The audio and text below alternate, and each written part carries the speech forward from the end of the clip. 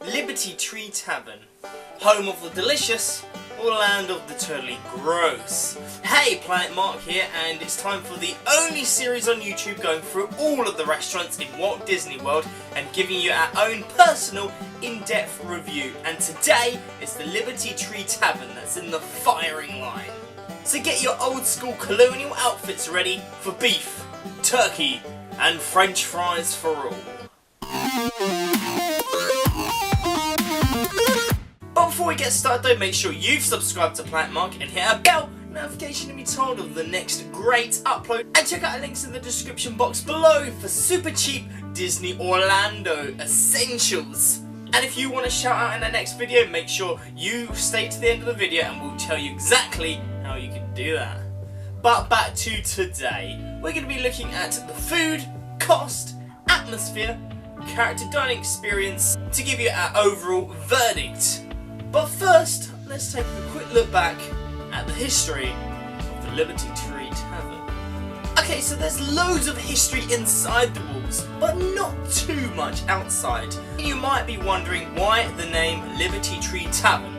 Well, it's the tavern, but why Liberty Tree? So basically, Walt Disney, yes that's right, Walt Disney, the man himself, was inspired by the actual Liberty Tree from the film Johnny Tremaine. The Liberty Tree served as the gathering ground for the Sons of Liberty at the Boston Tea Party. And every night at the Liberty Tree, the one in Liberty Square at Magic Kingdom, there are 13 lights on it which represent the 13 original colonies that made up the United States.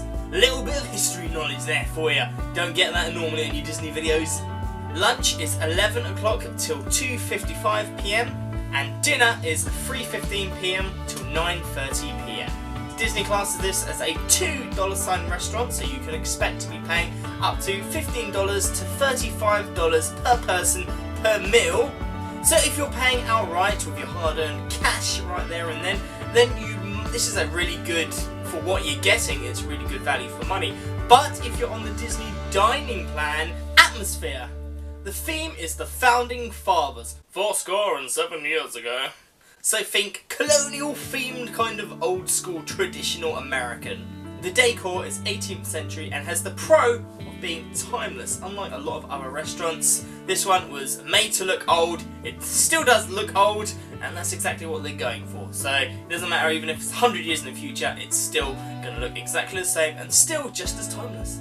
So just looking from the outside, it's really well placed in the Liberty Square. It fits in really well with its wrought iron beams and old school columns, making it look like a stately home. And as you enter, the scenery is just as lush with old school fireplaces, periodic furniture, and nautical themed trinkets like old model boats. And portraits that are so detailed, so fine looking, they look like they could be painted by Leonardo DiCaprio himself. You mean Da Vinci, right? And there are so many different Founding Father jokes and stupid little puns for you to sink your teeth into. Just take a closer look at the trinkets and things all surrounding you. So if you're waiting for your food to come or your wife to finish, then go take a look at some of the objects, including the printing desk in the Benjamin Franklin room. I think it had something to do with writing. So the food. It's an American style, all-you-can-eat family buffet style, or a la carte, but we'll get into that in a bit. The food is either really good or depending on who you ask. So the only thing I can really say is maybe just go try it yourself. Don't believe what anybody else says, just go. But if you like Thanksgiving food, you're gonna love what's on this menu. So firstly, let's do with the all-you-can-eat buffet. If you opt to have the all-you-can-eat, you'll get as much as you want. Firstly, Declaration salad. It's a salad, you can't go wrong. Next, the Patriots platter, which is your entree. Roasted turkey breast, pot roast, oven roasted pork, with mashed potatoes and seasonal veg. Herb stuffing and house-made macaroni and cheese. And the ooey gooey toffee cake, which is so much fun to say.